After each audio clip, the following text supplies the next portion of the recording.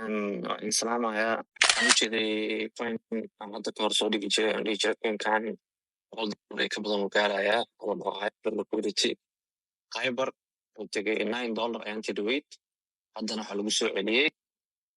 $12 shukuur 1x aa la sameeyey. Coinankii dhammaa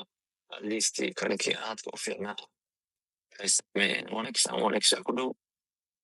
Waxaan u jeeday news kaloo aad u weyn oo maanta ogaaday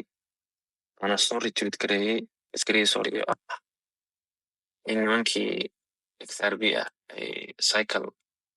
5 bilyan oo client loo gareeyey laga diiday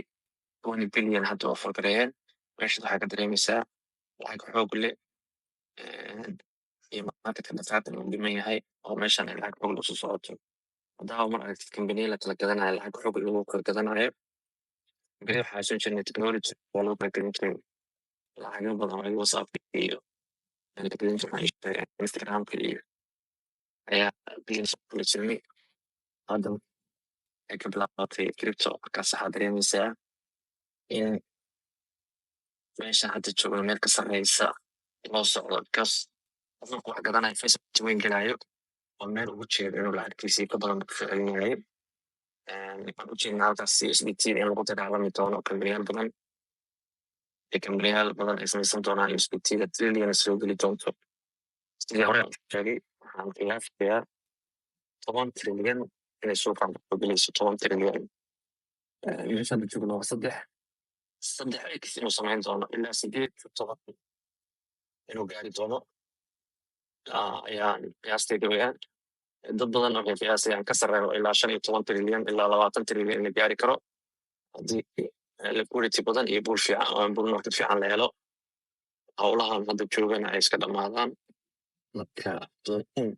mid kale ku tahayo waxay ku tahay all coin season waxay ogtahay inay bilaabatay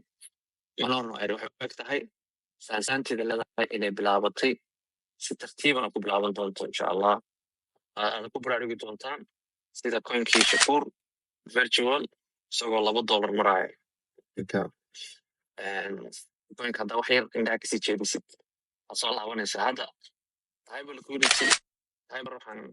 igu dambeysay $14 soo meelaha wareegsanaya maanta aan arkay ma fiilin bes $21 maraayo marka waxaan uga jeedaa meeshaas dhaqaaq recovery slowly ah oo dadka ay dareemayeen in suuqa ku jiro marka ka faa'iidaysta kuna dhiirada insha allah xilliyada ugu fiicnaa lagu jiraa saan isleeyahay mar walbana hoos waa naloo karaa ogaada laakiin opportunity kan lagu soo gato inta loo jirtana wax kastoo laydin sheegana financial advice maahan